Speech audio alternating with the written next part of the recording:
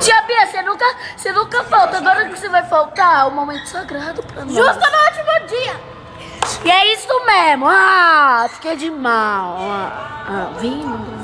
Agora você. Tia Bia, você... Por que você vai ficar doente justo no último dia?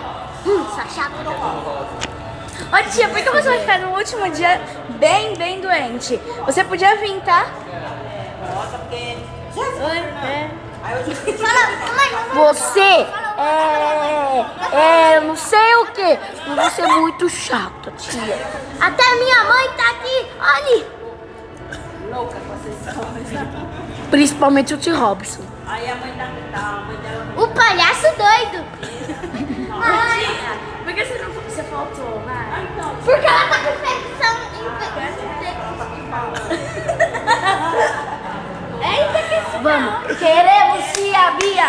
Queremos tia Bia. Queremos tia Bia. Tem infecção infeccional. Tia, sai logo, tá? E sem deixar nós doentes, beleza?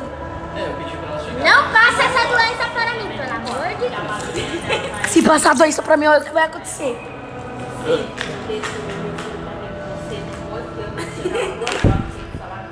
O chão tá gelado.